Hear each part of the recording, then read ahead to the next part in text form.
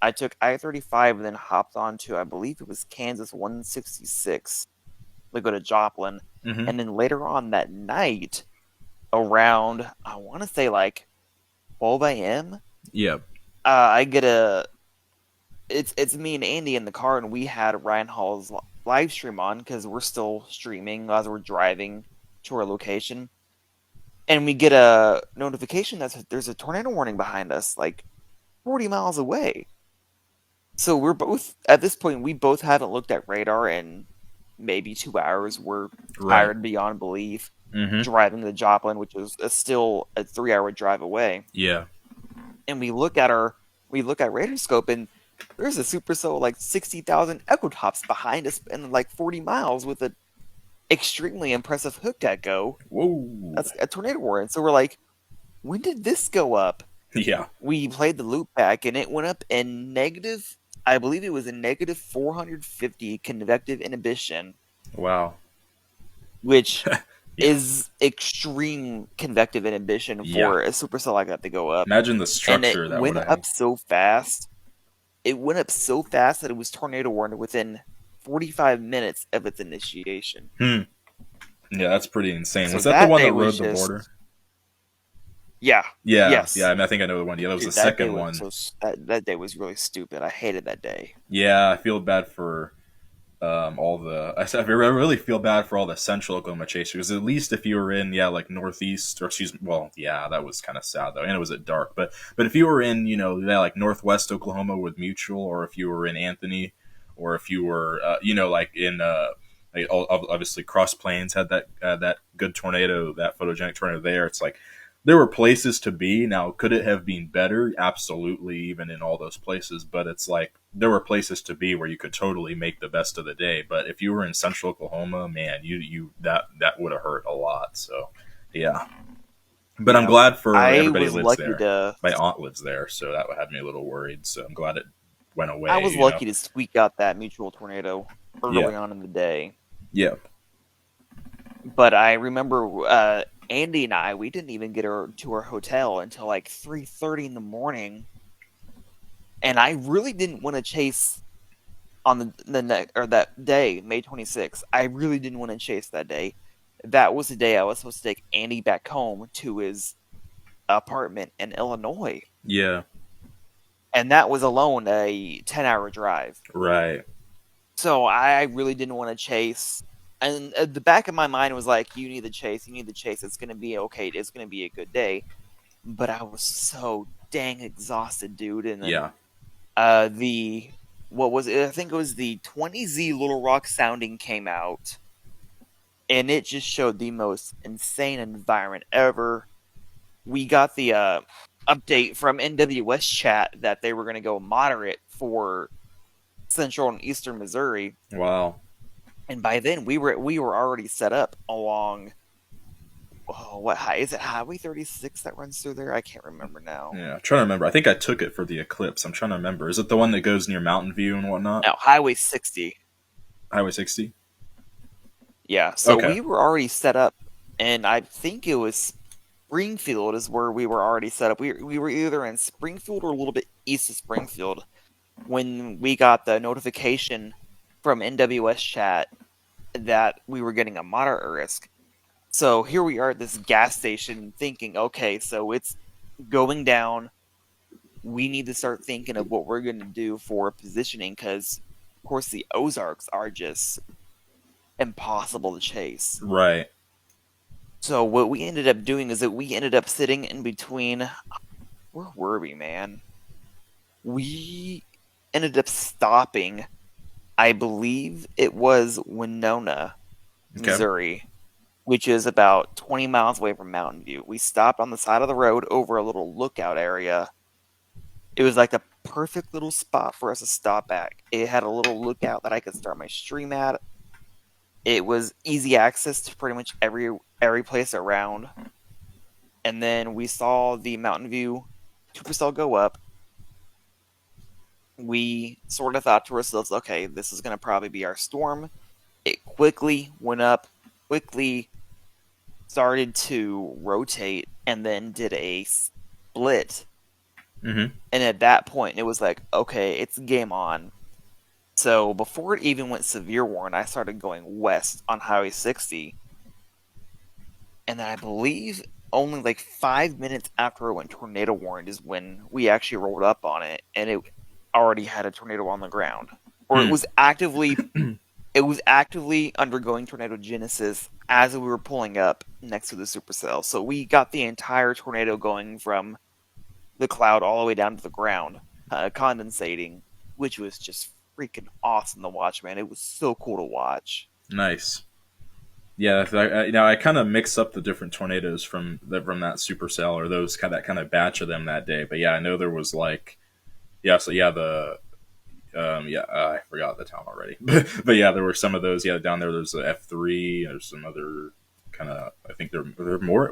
I think there might have been some EF2s. I can't remember. But yeah, just kind of long, snaky tornadoes that weren't always condensated, and there ended up being one kind of larger cone at some point. But yeah. Yeah, so the larger cone, I believe, was the. Actually, no, that was the Mountain View tornado. Okay. We had thought there were three, but I believe there were two. No, there were three. So the Mountain View tornado was half condensed for a good portion of its lifespan. Then it condensed into a stovepipe, then a cone, lifted over my head, and then it recycled as mesocyclone, Hmm. and then spawned the Birch Tree EF2. That's it. That's the town. I was like, yeah, I know there's another one. Yeah.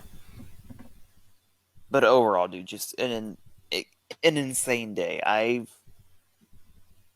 All of my positioning and thoughts that day, I wouldn't trade for anything else. I mean, that is as perfect as I think I've ever had a chase go. Nice. It's crazy. That day, I remember.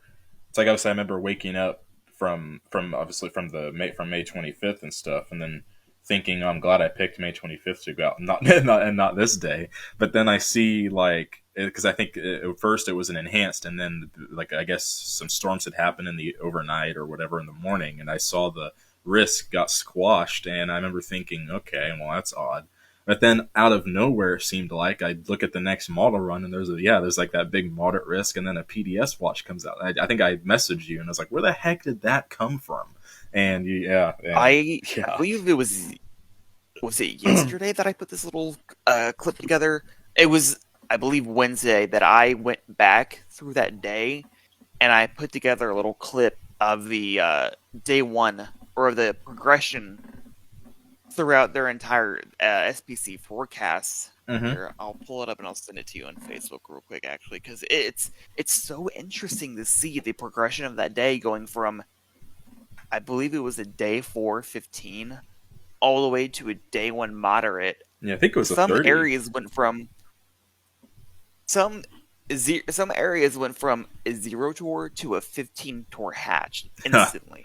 Yeah, that's It was the crazy. wildest thing ever, bro. Right. It's like just Hold on, let rapid. me What do they call it? get that. Rapid destabilization, I guess. Yeah, like it just recovers way Let's see it. faster than anyone thought it would. Basically. Oh, here it is. Okay. Okay.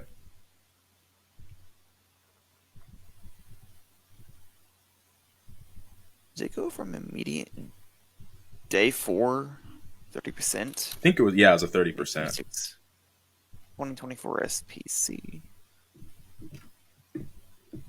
I don't. Did they have it day 5? I think they had a day 5 risk that day, but it wasn't a 30 though, if I remember Okay, they correctly. did. Yeah.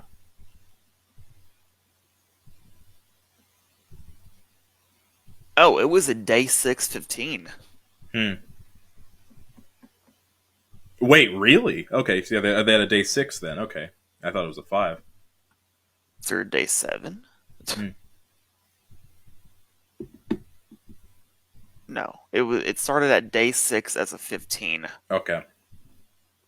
and then by day 5 it was already 30%. Dang. Okay, so it was a 530. Yeah, that's pretty high. So the video the little clip that I put together, Mm-hmm. I only started it when it was at day 4. I just sent it to you now, Okay. Yeah, just got it. but you can see its progression from enhanced, the enhanced being pushed south to moderate out of nowhere. It was wild. Right. Yeah. And then here is the tornado progression that I'll send you real quick. Mm-hmm. So I just put these clips together like 2 days ago. Sweet. So there's a progression of the tornado risk. Dude, it was amazing to see that. Yep. Yeah. And then boom, out of nowhere, 15% hatch, and I'm like, what? Yep. That's what I thought too. Yeah. It's like who saw that coming? Yeah. Just yeah, insane. Definitely. Another thing, I guess, from that outbreak sequence was, I guess, regarding SPC progression. The funny story.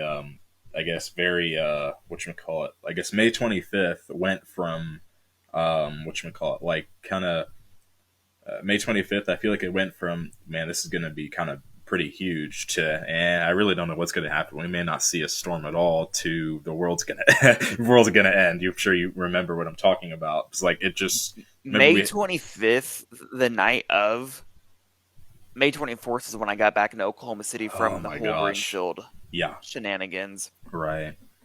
And I went to go get drinks with Matthew Capucci, and we're all sitting there at the bar, and we're just like, all right, we already know that this is going to be a high-end echelon event. Do they go day one high, or they keep it at moderate? We all thought they were going to go high I risk, thought, yeah, I woke up and and saw they the kept it moderate. moderate. We kept rewatching Nam and her runs, and we were like, okay, so it's going to be funny when a left split supercell ruins the entire environment for the entire day for everything there. Yeah, and you And jinxed that's it. exactly Screw what you, dude. happened. Yeah, right. That's exactly what happened. We're sitting down there in Oklahoma watching that happen at real time, and we're laughing hysterically as we were like, our forecast verified as well as it ever could. Yeah, I And mean, people are getting absolutely trolled over this left split supercell. oh my gosh, yeah, it probably came out of Texas, I think. Yeah, that was. I mean, like I Yes, it said, came out of Texas. Dude, it hmm was so freaking funny, and man. it went the whole way, like marching over it. Yeah, it's like the Anthony Storm had just enough time to produce a Sig Tour, but like the Mutual one got wrecked too soon. The and then obviously who knows what could have happened. It's sometimes it's like obviously like when I like that night. Yeah, speaking of like progression, I guess when it's like I remember that night. Yeah, the evening of the 24th. Well, I guess the morning of I guess actually I remember they had an enhanced and they had like a tiny little 10 hash. I remember thinking, okay, well, we might, yeah, see some like little dry kind of low moisture photogenic tornadoes. I was thinking, well, okay. And then we go from that to wondering what's going to happen because some of the model runs looked pretty extreme. And like as far as the parameter space goes, and then out of nowhere, I see this huge day two, yeah, moderate risk. And they're talking about, yeah, the only reason we haven't done a high is just because it's, I guess we're not totally sure on storm coverage. And yeah, obviously I made probably the loudest screech I think I ever have. I absolutely went like and so basically all these good and bad both kind of thoughts and anticipations start going through my mind. Basically, like yeah, I just the same kind of thoughts like you the night before. Like I remember I went took a walk. I sent a picture to my dad. And I went and took a walk, and I was just thinking like I guess like we need to kind of prepare ourselves mentally because tomorrow could be one of I guess the biggest days of our lives, depending on what happens. That could for the better or the worse. So I remember just thinking especially when that 0Z run came out. Obviously, I think that the entire weather community was just like on the like just clicking like refresh on pivotal weather that evening, just waiting for the 0Z her to come out. And then when it did, and it showed that big blob of supercells, which at least 60 to 70% of were right moving storms, and it was like okay, yeah, that like alarm bells And went then off. you had later on runs that kept showing the left split out of nowhere. Yeah. And then that's when we were like, okay, this event's gonna do the stupidest and funniest thing we've ever seen. And that's exactly what happened. The dumbest thing we have ever seen. Yeah, but it's yeah, I think the yeah, no, yeah, that is yeah, that's pretty much everything that happened. Yeah, because it's like sometimes, obviously, I'm glad, thankfully, that it's I get like obviously at first I remember thinking it could have been a much better chase day. Obviously, like even with what we did get, it's like it could have been better had it would have been a banner chase day. Obviously, had that left split not happen or had it hit, but like an hour or two later or something. But then it also comforts me to know that that day, no, those left splits no doubt saved lives. Unfortunately, it was still a horrific outbreak with Claremore and Valley View and even the smaller tornadoes. But I mean, there's no doubt that it would have been like eons worse without those left splits. Like it like I like some. It's like I almost have nightmares like of envisioning what that event could have been like. Like yeah, like also especially like since my aunt lives in Oklahoma and stuff. I'm like in Oklahoma City, so I was definitely thinking like, I mean, there's no doubt that if that dry line had popped and let's just say the environment had already been in place or the less splits just wouldn't have happened, I mean, it would have been a horrific day, like no doubt. So lives were definitely saved. Maybe even mine, who knows? Maybe even yours, just never know. So try to look at it like I that too. believe it was the left split supercell that actually I got hit by because I was in Gotebo taking shelter under an awning, like a aluminum awning from a supercell producing baseball sized hail. And I believe it was the left split that ruined the entire environment that actually hit me. Bro, Hmm. that was such a funny day, I Yeah. swear. Yeah. That day really took a lot of people by surprise. And then, of Yeah. course, when you had matured supercells moving into the Whoops. Sorry. better environment later on that night in Tulsa, Right. all hell broke loose, I Uh huh. swear. Right. Because now everything's Trying to rotating clockwise, or excuse me, counterclockwise. So there's no left splits that are going to Yeah, get everything produced. rotating cyclonically, and you have Right. no left split there to ruin the environment. Right. It's like it's funny. I really I'm didn't gonna see if I factor can't that. put together. Yeah, I mean, I knew I'm there gonna could see be if I left can't put splits. together a little loop from that day. Okay, yeah, I mean, I'm sure you can, or if not, find one. But I know the weather services have some. But it's like for me, the strangest thing is, I mean, yeah, I knew there'd probably be left splits, especially with the early Texas stuff. I just didn't think they would go like they travel as far as they did, because usually left splits, because they're rotating, in the opposite direction of what's usually favored here in this hemisphere. They usually die out after 50 or so miles, but not those ones. No, yeah, this one, oh my gosh, dude. The way that it lasted for hours on hours on hours on end was just absolutely ridiculous that it only took one left split to ruin possibly a day that could have had several violent tornadoes. Yeah, and it's like I think also not only was there the left split, but it's like the outflow boundary produced by it over like created new storms on the northward moving boundary, if that makes sense. So it's like, and it kind of just was like a runaway train from there, I think. So yeah, definitely a strange case, but it's like because of one of those left splits, the Anthony EF2, I don't know if you know this or not, actually was not produced by like the typical RFD cut inflow surge tornado genesis of a mesocyclone. It was actually a little like kind of dust devil eddy thing that formed up like along a gust front, like a little gust NATO thing, and then you can watch the radar loop, and then it entered the inflow notch of the Anthony supercell and basically encountered these backing winds and the inflow pulling in these crazy parameters, and it basically turned it into a big tornado, which I think is so insane, like extremely rare. It has to be so. Yeah, very interesting with that. Just a very weird day, no doubt. A very fun day. A very fun day to look back on Yeah, and study it for what went wrong and what could have happened if everything went right. right. Yeah, no doubt. I'm currently playing back the loop from that day, and goodness gracious, Yeah, yeah. Whenever you that get was a just chance, yeah, see stupid if Supercell. yeah, whenever you get a chance, see if you can find like I guess um yeah, I think it's Wichita. Yeah, Wichita did like their own write up and stuff of the event and stuff. Like just typing out May 25th tornado Wichita or something, and it should pull up the link. And they have a radar loop that shows everything in detail like that, and it's really fascinating. Like where it just you can see how it enters the backed winds and then goes insane there. So yeah, very odd.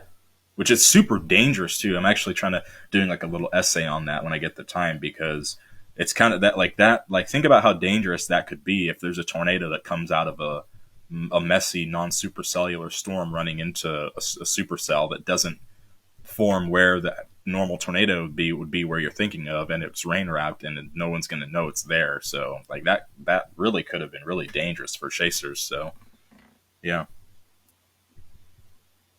I just put together a loop. I'm about to stitch it together, and this is just wild. Look at this. Okay, It's gonna be several frames long. that's fine. Oh man, I should have. Oh crap. I don't know if that's gonna work the way that I just did that. Hopefully it will.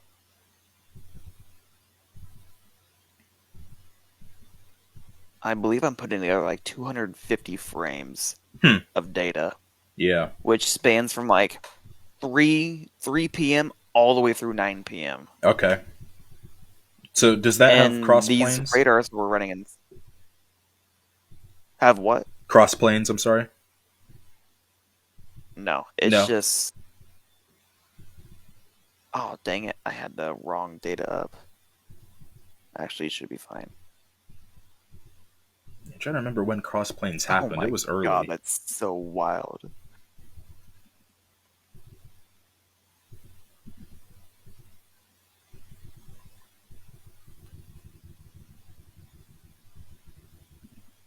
While you're doing that, I guess another question I guess I could ask would be, um, how do you feel? I guess with like the Facebook group and stuff. So obviously, I must say you've been a huge asset with that, and I really appreciate that. As I've gotten busier with life and stuff, it's kind of now that we kind of have everything that we post, because there's so many people in it now, it's kind of become a responsibility. So I'm glad that you've kind of helped out with that. Thank you so much. So but yeah, I guess how do you feel like about doing that and helping out in that aspect with weather and reports and stuff? Dude, I absolutely love the Facebook group. Just to say that now, I think it's awesome that we're able to connect with so many people to convey weather information to them that who may not really watch uh, conventional television or Right. keep up with our local broadcast meteorologists. The fact that you and I are able to convey to them firsthand and very quickly and effectively what's going to happen, I think that's awesome. Yeah, me too. Yeah, absolutely. And there's so many people, like I think the most rewarding thing is like there's so many people, I'm sure you've had this probably happen to you too, is like there's like sometimes people will message you and of course they'll leave comments and say like, oh yeah, thank you, or yeah, this makes me really happy, or it inspires me, that kind of thing as well.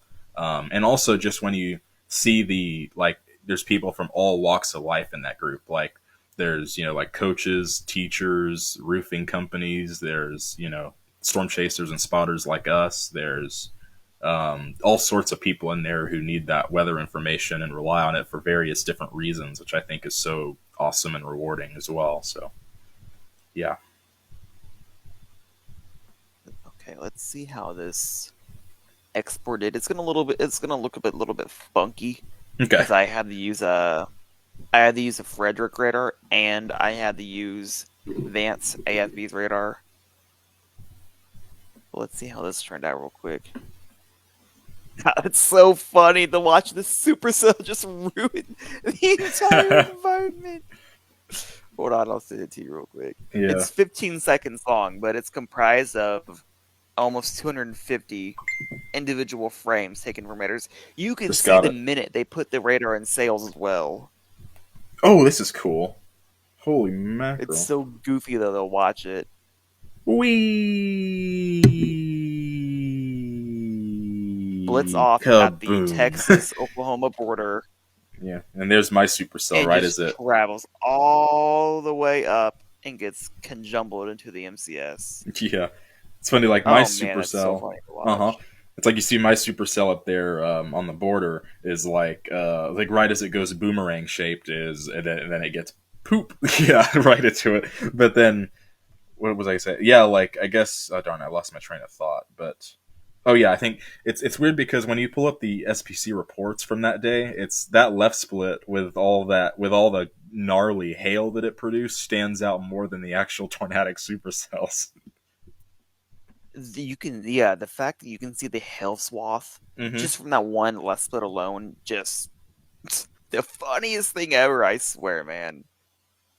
That's a good reason why I love weather is because you just get days like that where you have one little thing ruins the entire environment for what very well could have been a very violent day of severe weather. Right. Yeah, But like you I know, hey, think that's again, that's weather. yep. It's like I remember. I think like the reasons why, like obviously because like the parameter space, you'd think like it was an event like that would be hyped like May 20th, 2019 or something like that. Like with the way the parameters were that day, they were getting like what like into like 15, 20 after dark, whatever crazy ridiculous BS or whatever. Like so, it makes you wonder. It's like, well, wouldn't that be a day 3 moderate or at least a day 4 30% or something? But it wasn't. I remember reading the write up of I guess like the Storm Prediction Center on their day 5 or maybe 4 outlook. I think at 4, I think, and it was a 15%. And they said, yeah, like this could be bad, but the late arrival of the trough and stuff like that, and it not having the best, I guess, shear in the setup until late could really challenge the setup. And so it's like, okay, that makes sense when you connect it with this radar loop, because it's like I had that setup already had the 15 and 20%, whatchamacallit, yeah, like off the charts SIGTOR parameters, that's what they're called, being in place over going from I-70 down to Dallas. It would like had that been in place, say by 3 p.m. I mean, we would have been talking about a major tragedy. There's no doubt. So I think just like the timing of that trough really made an impact on that, because it's like because the instability was so high, everything just went up before the big shear arrived, obviously before you had all that directional shear, so it kind of was easier to get messy like that and not get rooted to any good shear or anything. So yeah, it's just even the few hours can make all the difference in that stuff. I wondered, do you know what WAFS is at all? Well, what? Have you heard about what WAFS is? I don't. I'm not sure. No. It's a warn on forecast system. It basically allows us to. It's like HRRR, but glorified, like a million times better. Oh wow. I think it's an experimental model right now, but it's been used to upgrade days just based on that model run alone. One model run from WAFs can upgrade a day from 10 to 15 hatch. Oh, I know what you're It talking about. Okay. Yeah. Yeah, dude, it did so dang well Hmm. on May 26th. It was insane how good it did. Hmm. Let me see if I can't do the model run for this right here. Oh man. No, because then they changed the location. Dang it. 6Z, 5Z. Oh no, they didn't change it. Did they?